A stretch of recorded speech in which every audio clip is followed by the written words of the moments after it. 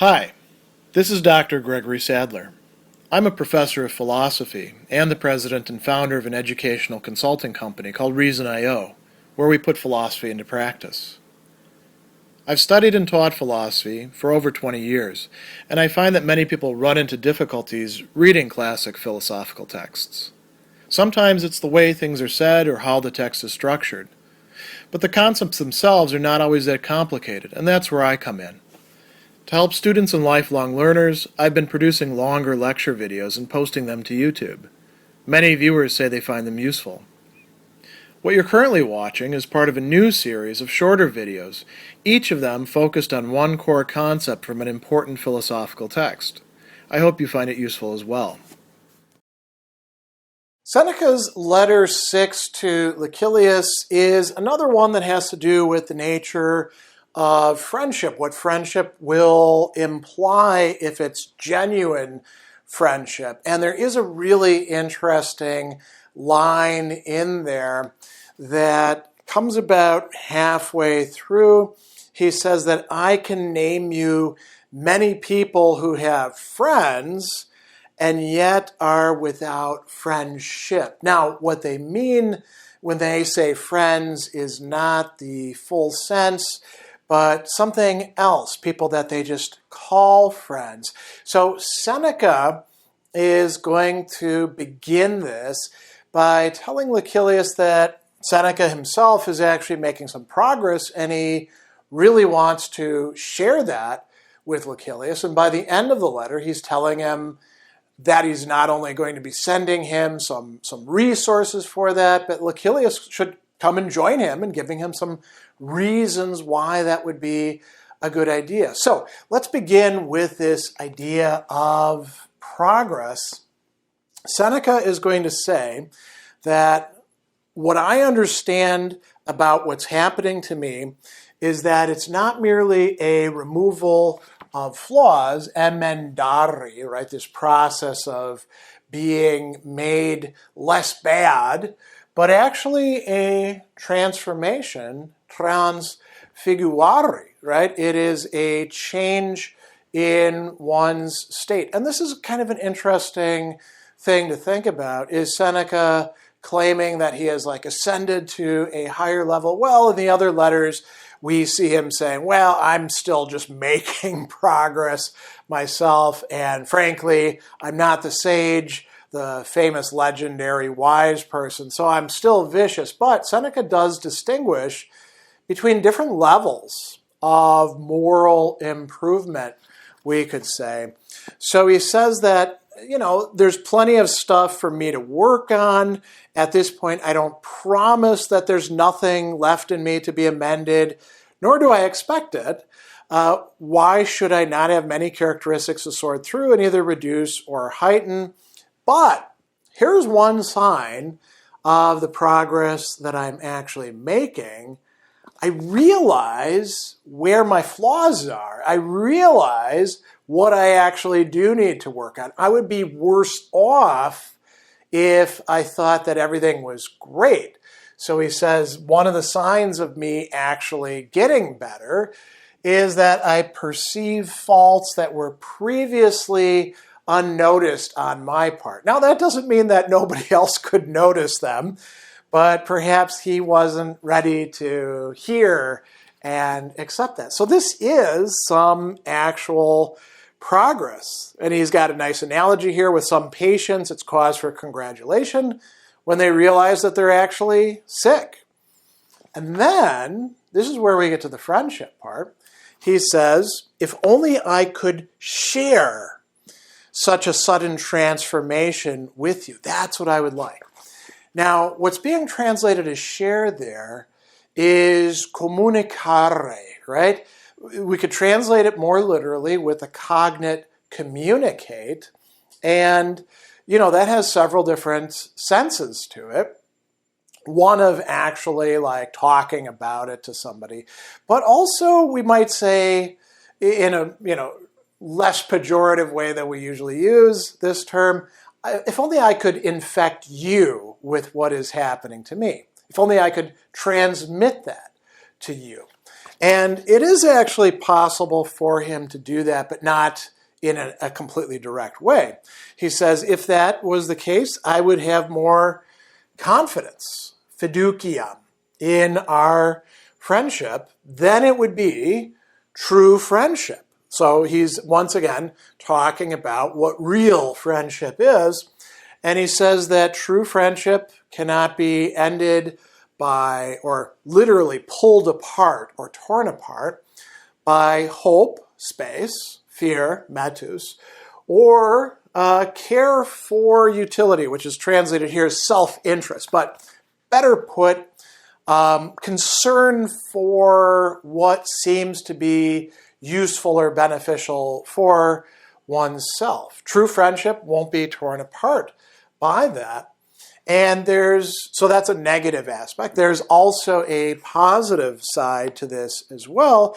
He says that, after saying, this is a friendship that stays with people until they die and people die for, he says this line about people who have friends and are without friendship, and he says that's not the case where willingness draws minds, or literally minds are drawn by will, voluntas, per voluntas, where they're drawn into a companionship, a societatem, right, the word that we get society from, of honorable intentions.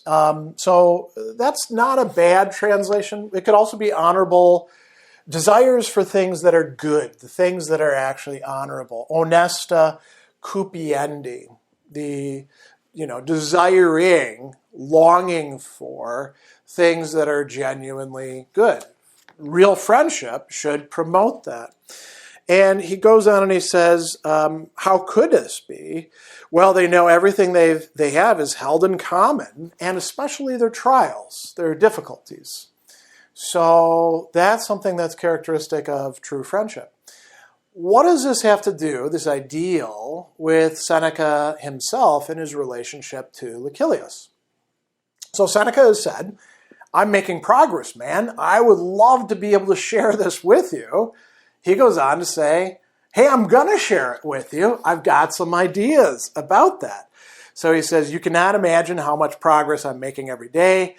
What remedies are these that have done so much for you? You ask me, send them to me as well. And so this is before Lucilius is even saying these things to him. Seneca is saying, you should be asking me to help you out. And I'm going to. I'm longing to shower you with them. I, maybe would send too much all at once to shower him with it.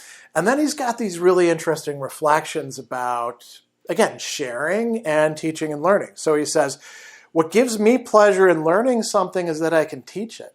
It's not to hoard it up for myself. It's to be able to share it with others.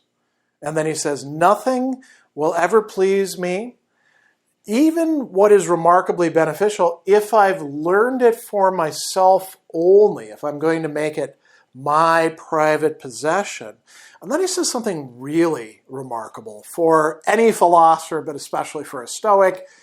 If wisdom were given to me with this proviso, that I should keep it shut up in myself and never express it to anyone else, I would refuse wisdom.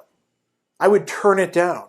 He says, no good is enjoyable to possess without a companion. This is something he will take up later on down the line. Isn't the wise person completely self-sufficient? Even the wise person needs other people, or will desire other people, more properly speaking. So he goes on and he says, here's what I'm actually going to do for you so that you can make some progress. I'm going to send you the books themselves. What are the books themselves? Books by philosophers. And I'm going to do something for you. I'm going to, as it's translated here, annotate them. Literally, I'm going to put in them, imponam, notes, notas. Why? So that you don't have to spend as much effort hunting through them for the profitable bits, but you can get right away to the things that I'm going to endorse and am impressed with. So that's already to do a lot for his interlocutor. I'm going to help you out. You won't have to do as much labor as I've had to reading these books, because you can, go straight to the parts that you're going to find most helpful, according to my experience. But I think you should do something different, or in addition. You shouldn't just read stuff. You should come visit me. You should come stay with me, he's telling Lucilius. He says, formal discourse will not do as much for you as direct contact, speaking in person, and sharing a meal. You must come and see me face to face. Why? First, because humans believe their eyes much more than their ears. So you might think I'm a good guy, but you want to see how good a guy I am, to the degree that I am, because I still have progress to make. Hang out with me. Spend some time with me. See whether I actually walk the walk. Don't just talk the talk, right? But there's another reason as well. And this goes to his, we might say, philosophy of education. He says, learning by precepts, praeceptum. So, teaching about stuff is the long way around, the quick and effective way. So, contrast there is slow, and then quick, effective, efficax. So it's not just that one is quicker than the other one. It's even more effective than the other. And what is that?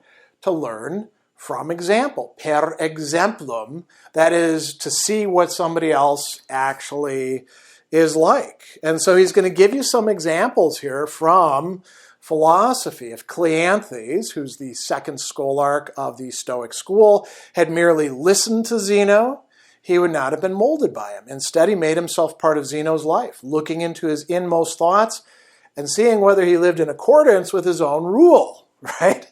Whether Zeno was faking it or whether he was living up to it. Then he says, Plato and Aristotle and the whole crowd of philosophers who'd later go their separate way all derived more from Socrates' conduct than from his words. And that's a little bit of a strange thing to say. So we do have these people that we know were friends and companions, and we could say students of Socrates, and Plato was one of them. We could also talk about Antisthenes, the founder of the Cynic school. We can talk about Aristippus, founder of the hedonist Cyrenaic school. We have, Phaedo and Euclides and other people founding schools as well. How does Aristotle fit in there? Aristotle is not somebody who met Socrates. They didn't overlap. He studied with Plato for, quite a long time, presumably spending time with him.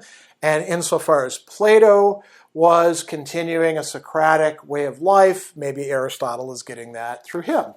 Then he talks about another school, the Epicureans. He says, Metrodorus, Hermarchus, and Polyaenus were made great men not by Epicurus' formal instruction, but by living together with him. So, that's interesting. And then he's going to cap it with a little bit of humility. He's saying, yeah, so come and study with me. Not that I'm one of these big shot philosophers. We will both learn from each other. Each has much to bestow on the other. It will be to my benefit. And then he's going to conclude it by talking about owing him the daily dole, the mercadulam, right? So a little bit a little bit of wages that he owes him. What is this? Well, he gives him some teachings. So this one is a very famous line by Hecatau, who's also, a great philosopher whose works, unfortunately, we've lost. And Hecatau is going to say, what progress have I made? I have begun to be a friend to myself. This is an important idea within Seneca's works as well. He says, that's really great. He will never be alone, and a person who can be a friend to themselves will be a friend to others as well. So this kind of softens the, if I was given wisdom but I couldn't share it with anybody, maybe you could also still share it with yourself, line that Seneca said. That was a little bit strange earlier in the work. But this is a lot of useful information, ideas, teachings about what genuine friendship is going to involve, which means when you make progress, you want to share that knowledge that allows you to do that with your friends. You don't want to just like make progress yourself and leave your friends behind. You want to do your best to bring them with you as far as they can go on that road to moral self-improvement.